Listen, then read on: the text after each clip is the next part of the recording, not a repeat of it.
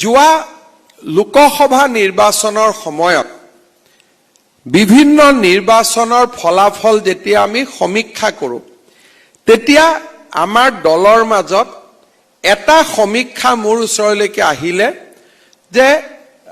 মুখ্যমন্ত্ৰী মহোদয় আমি 2-4টা জায়গাত ভোট কম পাইছো কাৰণ সৰকাৰী কৰ্মচাৰীসকলে আমাক অলপ বেয়া পাইছে তেতিয়া মই কথাটো শুনি মই অলপ আচৰিত হলো যে প্ৰথমবাৰৰ বাবে সৰকাৰী কৰ্মচাৰীয়ে টকা নিদিয়াকৈ চাকৰি পাইছে তাৰমানে আমি টকা লৈ চাকৰি দিব লাগিছিল নেকি ট্ৰান্সফাৰ পোষ্টিংত কোনেও কতো টকা খৰচ কৰিব নালাগে বেয়া কিয় পাব লাগে মই অলপ উৎসুকতাৰে সৈতে কথাটোত আৰু অলপ সোমাই গলো মই খুদিলো মোক অলপ ভাল কৰি বুজাই কওকচোন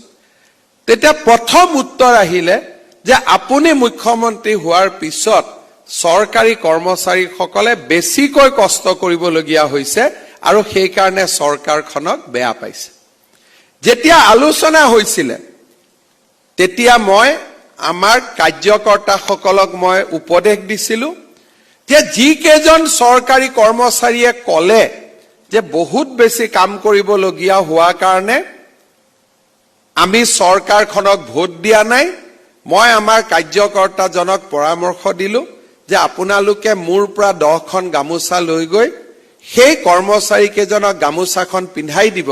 দি কব যে অহা বাৰৰ পৰা আৰু 2 ঘণ্টাকৈ বেছি কাম কৰিব লাগিব আমাক ভোটৰ প্ৰয়োজন নাই ৰাজ্যৰ বিকাশ আমাৰ লক্ষ্য ভোট আহিব ভোট যাব ক্ষমতা আহিব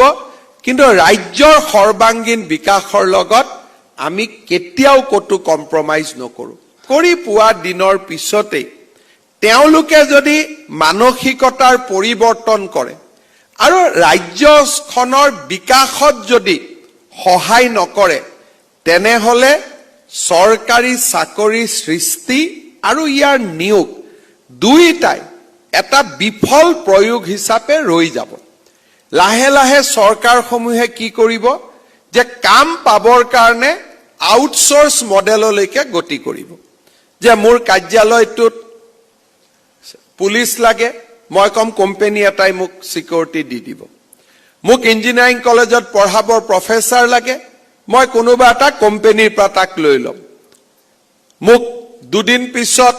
মোক 3rd grade 4th grade employee লাগে মই কোনোবা এটা সংস্থাক কম যে মোক 3rd grade 4th grade employee কেজন পঠাই দিব আৰু দৰমহা তেওঁলোকে কিমান দিব মিনিমাম ওয়েজ অৰ্থাৎ এজন